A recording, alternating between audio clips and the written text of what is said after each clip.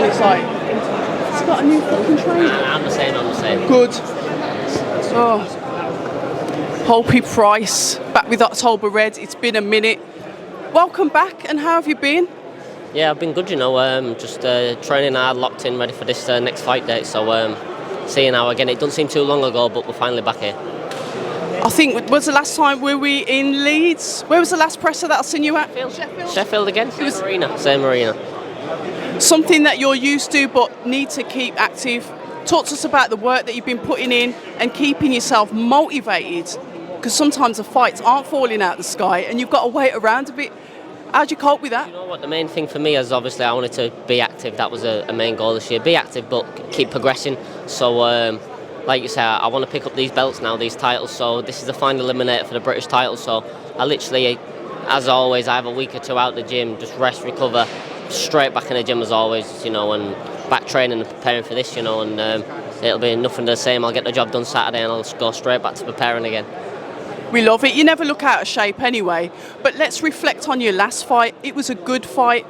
Talk to us about that, and obviously getting through that, lessons learned in preparation, for this final eliminator. Yeah, most definitely. My first fight up at featherweight, up in a new weight class. So we wanted to obviously make a bit of a point. I boxed someone who just come off for boxing for the British and Commonwealth title. So I wanted to not come in and fight like a nobody in the division. I wanted to fight someone decent. So I just took my time, broke him down as was planned, and I stopped him in 7. So like you say, I can't really knock myself for the performance. Everyone will be like, "Oh, put your foot on the gas a bit quicker," but you've got 12 rounds to go here, so just take my time, and when it comes, it comes.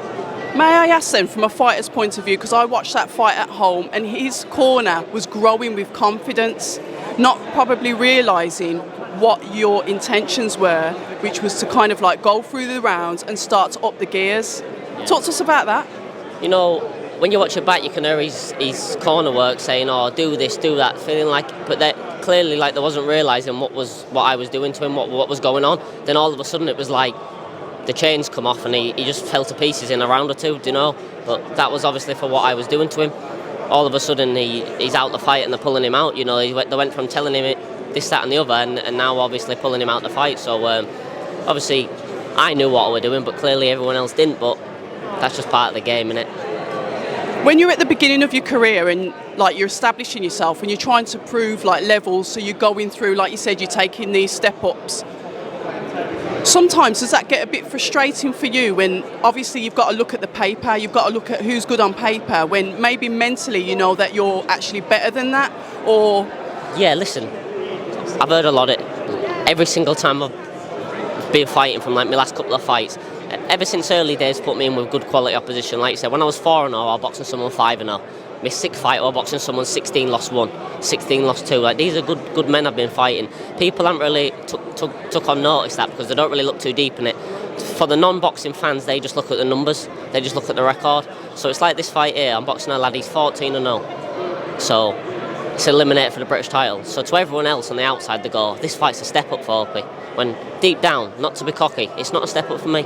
Not at all. I boxed someone 2 fights ago who was European champion, former world title challenger. Frenchman, good opponent. I've already beat him, dealt with him.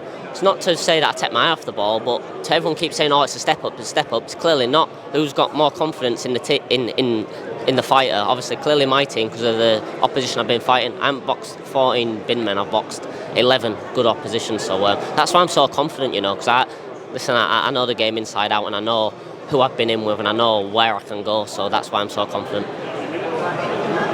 The O that is so precious to you guys. I mean, the Mayweather effect for real. I think I was in an era when it didn't matter if you lost and you expected to have losses on your records.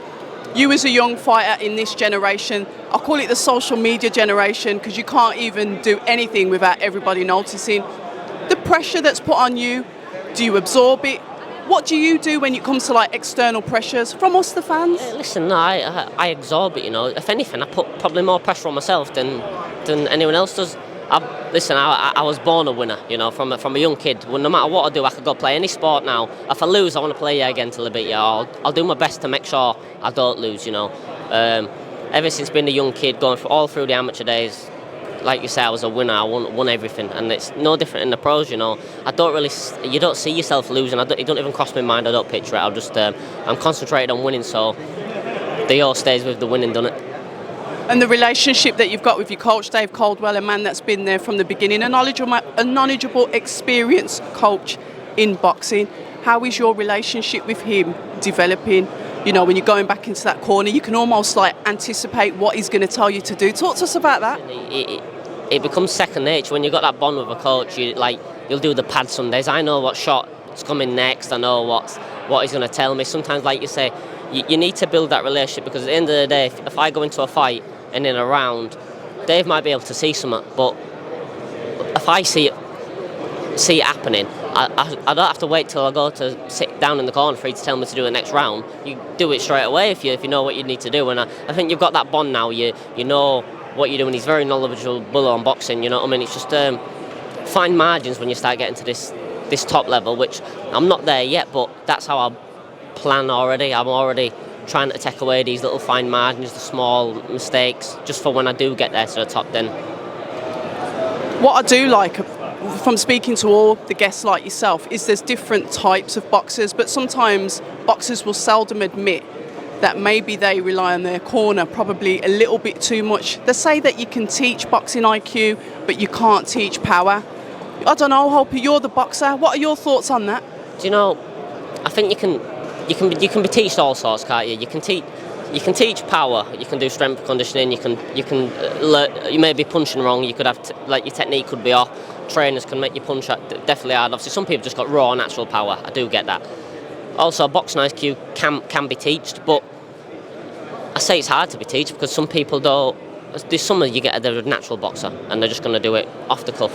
You've got to learn to be able to adapt when you're in there. You see a lot of fighters now they do a lot of stuff, but they don't realise why they're doing it.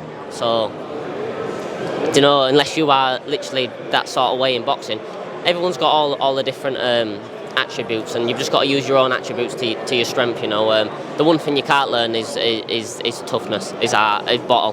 That's the one thing I don't think personally you can put there. I think if you've got quit in you, if you quit once, you'll always do it again. See, I love that. That is something that I didn't even touch on, but yeah, I guess it's like it's a bad habit, isn't it? Yeah, most definitely. You know, I think it's either in you or it isn't. You know, like you say, the first time's always the hardest for some people.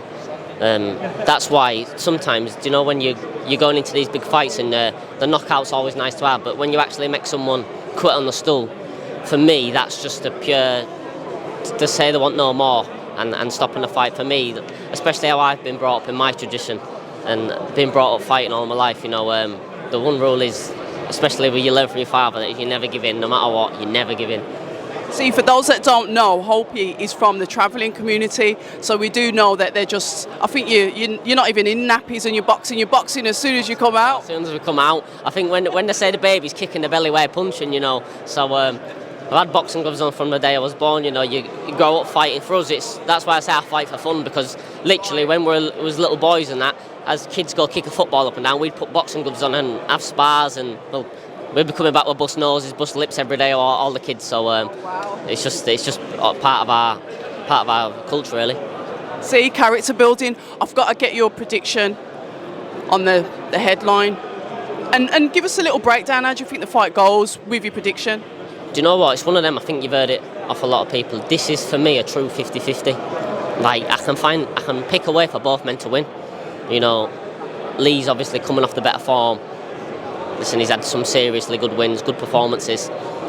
Obviously, the ball's rolling in his favour, but Josh, you can never underestimate him. You know, he's tough. He's a better boxer than people think. People just think he's tough and he's work rate, but I think he's a lot better than people think. You look at the fighters who he's been in there with and beat, and to keep coming back, you've got to give him credit for it. And I feel like if he gets on top of Lee, it could be an hard fight. But if Lee can keep it at range, I think Lee will look to box a little bit more, and I think Josh will look to try and put the pressure on. And it's listen, whoever's game plan comes off first. That's what personally I think. I think they both can punch. I feel like the work rate lies with Warrington, but probably the bit of the boxing IQ probably with Lee Wood. But I don't know. It could be a fight at two halves. either way, we're going to be entertained like we are going to be with your fight as well. Listen, it's always a pleasure, Hopey. Beautiful smile. I love the fact that, you know, you're one of these traditionalists. You come from that fighting background, so it's always good to get your opinion. All the best. And it will be the British title next? British title next, so we'll be standing here in a couple of months getting ready for the British title. Hopey Price, everybody.